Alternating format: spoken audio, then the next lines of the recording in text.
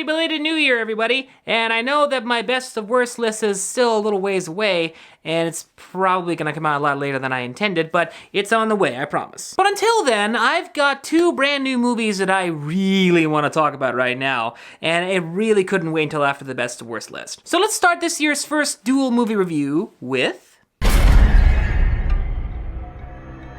He's done awful things to people, and he'll do awful things to you.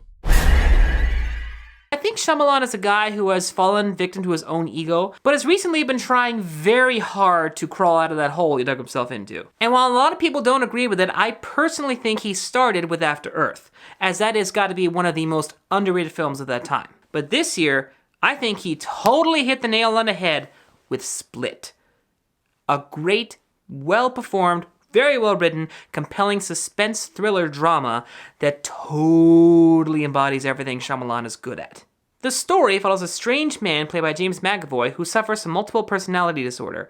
His brain contains 27 different identities. For some reason, he decides to kidnap 3 young girls and use them for a special service or ritual of some kind. And to say any more about the story would be providing major spoilers that I absolutely cannot provide because you have to see this movie on your own. Now, for those of you who are wondering, it's definitely Shyamalan thrilling in that it's very suspenseful, has a very good atmosphere all throughout, and pretty good performances throughout as well. There are maybe 1 or 2 bits where it gets a little gory, but nothing extreme. And Shyamalan reminds us all why we fell in love with him in the first place. But there are 2 things about this movie that are absolutely fantastic that cannot be overlooked and must be seen in theaters. First is James McAvoy's performance as all the different personalities we see him. In a movie, they say his mind has 27 or so, but we only see maybe 8 or 9, and he plays them to a T. And the second thing about this movie is something that is so unexpected and so pleasing and so surprising that I'm not going to spoil what it is, but I will tell you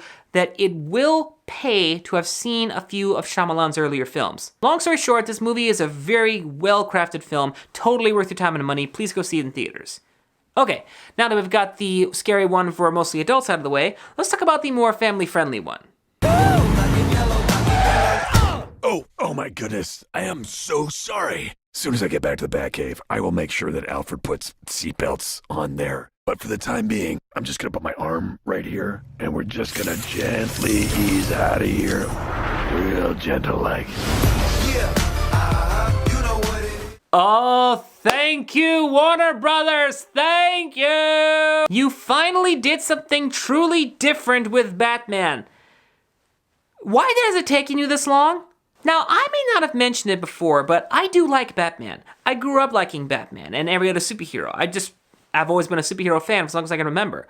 But Batman in particular, he has been a character that I've been fond of. A guy who suffered great trauma and is clearly as insane as the criminals he puts away, but he's learned to channel that insanity to do something different, to do something good, beneficial to people. But over the years, Batman has become less of an interesting character and more of an aggravating tool. I mean, looking at Batman in a modern context, he's basically an overly wealthy jackass who does nothing but benefit himself by dressing up as an idiot and going out and punishing people who probably don't deserve to be punished in the first place.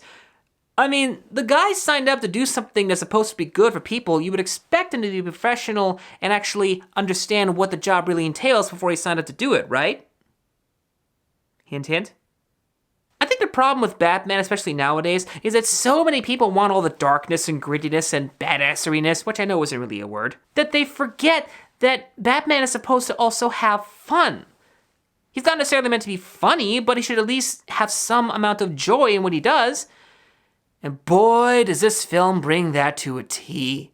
Not only is this movie one of the funniest movies this year, not only is it definitely one of the best portrayals of Batman I have seen in a long time, but it totally addresses so many issues that we have had with Batman for as long as I can remember. It reminds us and the world that Batman can still be fun.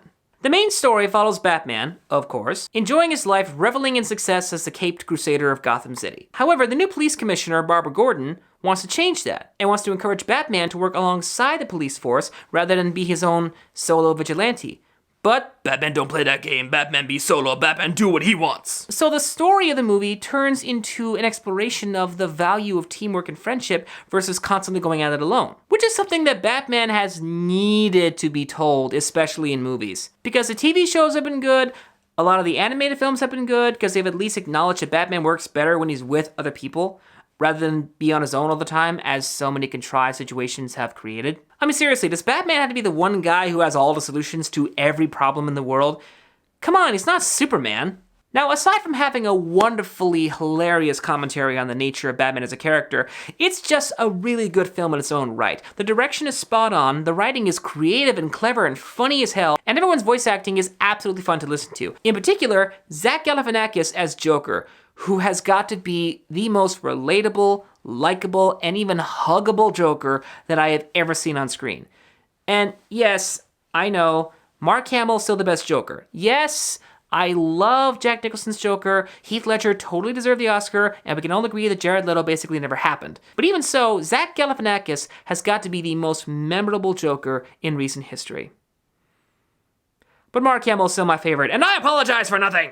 So if you like the Lego movie, which I will admit is still a bit more clever than the Lego Batman movie is, you will still definitely love the Lego Batman movie, if for no other reason than to enjoy a movie that actually gets Batman and actually gets the Joker and totally understands the relationship. So please go see this movie in theaters because it deserves your box office money. Man, it feels good to be back after being away for so long. What else am I gonna get to talk about?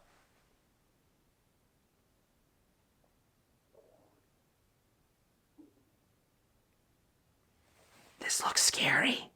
Ladies and gentlemen, I'm the Norm, telling you when Hollywood gets things wrong and when they get things right, which does happen once in a while. Thank you all very much for watching.